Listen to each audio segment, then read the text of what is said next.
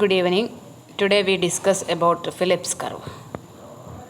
We all know that what is Phillips curve. That is, Phillips curve was developed by A.W. Philip in 1958. That is original Phillips curve. ആദ്യമായിട്ട് Phillips curve develop ചെയ്താണ് A.W. Philip in 1958. 1958. It is a relation between the rate of employment and the rate of money wage changes. അതായത് original Phillips curve shows the relationship between rate of employment and rate of money wage changes. And it is an inverse relationship between the rate of unemployment and the rate of increase in money wage. അതായത് Phillips curve shows an inverse relationship between unemployment and rate of increase in money wage. അതായത് മണി wage റേറ്റും അൺഎംപ്ലോയ്മെൻറ്റും തമ്മിലുള്ള ഒരു inverse റിലേഷൻഷിപ്പിനെയാണ് Phillips curve കാണിക്കുന്നത്. Lower rate of unemployment is associated with higher wage rate or inflation. അതായത് Philips കർവിൽ unemployment rate കുറവാണെങ്കിൽ higher wage rate ആയിരിക്കും, അല്ലെങ്കിൽ ഇൻഫ്ലേഷൻ ആയിരിക്കും എക്കണോമിയിൽ എന്നാണ് പറയുന്നത്. It is A study based on the UK, അതായത് ഡാറ്റ ഓഫ് UK-യുടെ 1861 മുതൽ 1957 വരെയുള്ള ഡാറ്റ ഉപയോഗിച്ചുകൊണ്ട് നടത്തിയ ഒരു സ്റ്റഡിയിലാണ് ഇങ്ങനെ ഒരു സ്റ്റേബിൾ ആൻഡ് ഇൻവേഴ്സ് റിലേഷൻഷിപ്പ് കണ്ടത്. That is Phillips found that there exist a stable inverse and non linear relationship between the rate of change in money wage and unemployment. അപ്പോൾ ഫിലിപ്സ് കണ്ടെത്തിയിരിക്കുന്നത് ദാറ്റ് ഈസ് ഒരു stable inverse and non linear relationship between rate of change in money wage and rate of change in unemployment ആണ്. That is inverse relationship. That is inverse relationship ആകുമ്പോൾ നമുക്കറിയാം എപ്പോഴും ഒരു downward sloping curve ആയിരിക്കും എന്ന്, അല്ലേ?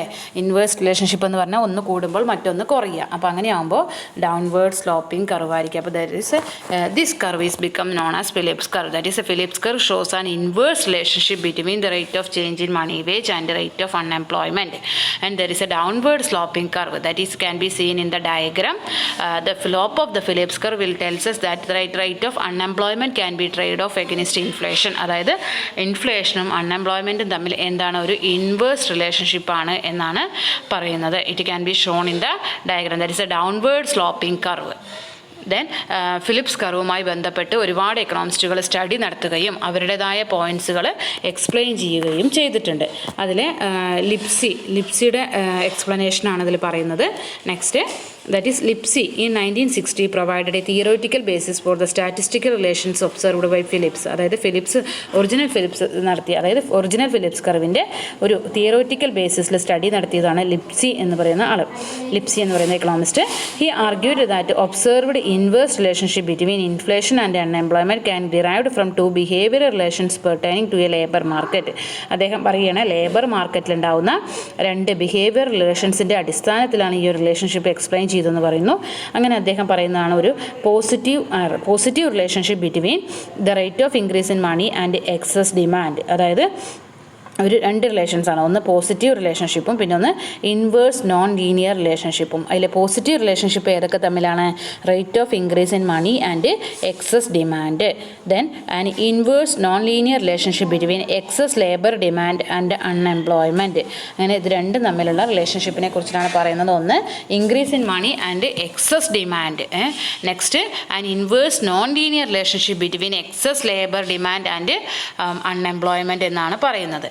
അതിൽ Lipsey assumed that wage inflation is an increasing function of the proportionate change in excess demand four labour. അത് മനസ്സിലാക്കി വെക്കണം. ലിപ്സിയുടെ അഭിപ്രായത്തിൽ wage inflation is an increasing function of the increasing function of the proportionate change in excess demand for labor എന്നാണ് പറയുന്നത്. Then orthodox Keynesian, that is Lipsy's explanation തന്നെയാണ്. If the ISLM price is fixed at the less than full employment level, then any expansionary policy will lead to increase in national income rather than price, because when there is unutilized resources, Lipsy curve would support this way. That is, expansionary fiscal policy is necessary to deviate the economy from unemployment to full employment level. അതായത് ലിപ്സിയുടെ explanation ഒരു orthodox Keynesian എക്സ്പ്ലനേഷനുമായിട്ട് just ഒന്ന് connect ചെയ്തിരിക്കുകയാണ് അതിൽ പറഞ്ഞിരിക്കുന്നത്. ഇതിൻ്റെ diagram ഇവിടെ കാണിക്കുന്നുണ്ട്. നമുക്കത്ര objective type എക്സാമിൽ ആവശ്യമില്ല, ജസ്റ്റ് ഒന്ന് മനസ്സിലാക്കുക. ദെൻ അവർ തമ്മിലുള്ള റിലേഷൻസ് എന്താണെന്ന് കാണിക്കുന്നത്. That is the link between the Keynesian model and the wage and price inflation inflation. Expansionary fiscal policy, that is expansionary fiscal policy വരുമ്പോൾ IS കർവ് റൈറ്റിലോട്ട് ഷിഫ്റ്റ് ചെയ്യുന്നു, നാഷണൽ ഇൻകം ഇൻക്രീസ് ചെയ്യുന്നു, price increase ചെയ്യുന്നു, then decrease in the value of money supply, that is LM curve ലെഫ്റ്റിലോട്ട് shift ചെയ്യുന്നു എന്നാണ് പറയുന്നത്. That is expansionary fiscal policy വരുമ്പോൾ IS കർവ് റൈറ്റിലോട്ട് ഷിഫ്റ്റ് ചെയ്യും, അതിലൂടെ നാഷണൽ ഇൻകം ഇൻക്രീസ് ചെയ്യുന്നു, പ്രൈസ് ഇൻക്രീസ് ചെയ്യുന്നു, then decrease in the value of money supply കുറയുന്നു, അങ്ങനെ LM കർവ് ലെഫ്റ്റിലോട്ട് ഷിഫ്റ്റ് ചെയ്യുന്നു എന്നാണ് പറയുന്നത്. ഇതൊരു IS കർവ്, ഗ്രാഫിക്കൽ എക്സ്പ്ലനേഷനാണ് അവിടെ കാണിക്കുന്നത്. നെക്സ്റ്റ് സോളോസ് വ്യൂ ആണ്. സോളോസ് വ്യൂവിൽ ജസ്റ്റ് ഒരു സെൻറ്റൻസ് ബൈ ഹാർട്ട് പഠിച്ചേക്കണം. According to him Phillips curve is vertical at positive rates of inflation and horizontal at negative rates of inflation. ആ ഒരു സെൻറ്റൻസ് അതേമാതിരി പഠിച്ചേക്കുക. അതായത് സോളോൻ്റെ അഭിപ്രായത്തിൽ Phillips curve positive rate of ഇൻഫ്ലേഷൻ്റെ അവിടെ എത്തുമ്പോൾ ഫിലിപ്സ് കർവ് വെർട്ടിക്കൽ ഷേപ്പിലും നെഗറ്റീവ് റേറ്റ്സ് ഓഫ് ഇൻഫ്ലേഷൻ എത്തുമ്പോൾ ഫിലിപ്സ് കർവ് ഹൊറിസോണ്ടൽ ഷേപ്പും ആണ് എന്നാണ് പറയുന്നത്. അതാണ് സോളോസിൻ്റെ വ്യൂവിൽ.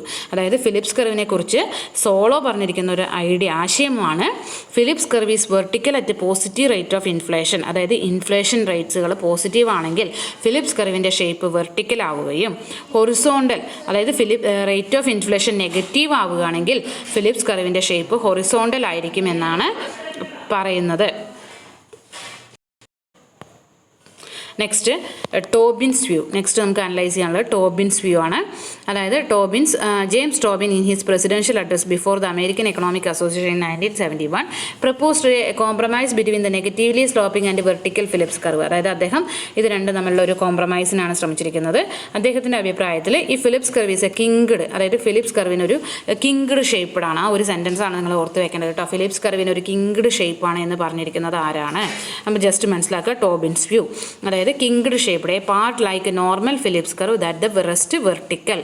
അതായത് നമ്മുടെ ഫിലിപ്സ് കർവിൻ്റെ ഷേപ്പ് സാധാരണ പോലെയും പിന്നെ അവിടെ നിന്ന് വെർട്ടിക്കൽ ആവുന്നു. അപ്പോൾ ഒരു കിങ് അവിടെ കാണിക്കുന്നുണ്ട്. അതാണ് ടോബിൻസിൻ്റെ വ്യൂവിലെ ഫിലിപ്സ് കർവിൻ്റെ shape. That is vertical at critically low rate of unemployment, horizontal at high rate of unemployment. അദ്ദേഹം പറയുകയാണ് ലോ റേറ്റ് ഓഫ് അൺഎംപ്ലോയ്മെൻറ്റിൽ ഫിലിപ്സ് കർവ് വെർട്ടിക്കലും ഹൈ റേറ്റ് ഓഫ് അൺഎംപ്ലോയ്മെൻറ്റിൽ ഫിലിപ്സ് കർവ് ഹൊറിസോണ്ടലുമാണ് എന്നാണ് പറയുന്നത്. അതായത് ഒരു കിങ് ഉണ്ട് ഫിലിപ്സ് കർവിൽ, അതാണ് അതിൻ്റെ പ്രത്യേകത. അപ്പോൾ കിങ് എന്നുള്ള ഒരു ടേം കാണുകയാണെങ്കിൽ അത് ടോബിൻസ് വ്യൂ ആണെന്ന് മനസ്സിലാക്കുക. That is UC is a critical rate of unemployment with which Phillips curve become vertical and there is no trade-off between inflation and unemployment. അദ്ദേഹം പറയുകയാണ് ഫിലിപ്സ് ഇൻഫ്ലേഷനും അൺഎംപ്ലോയ്മെൻറ്റും തമ്മിൽ യാതൊരുവിധ ട്രേഡ് ഓഫും ഇല്ല എന്നാണ് പറഞ്ഞിരിക്കുന്നത്.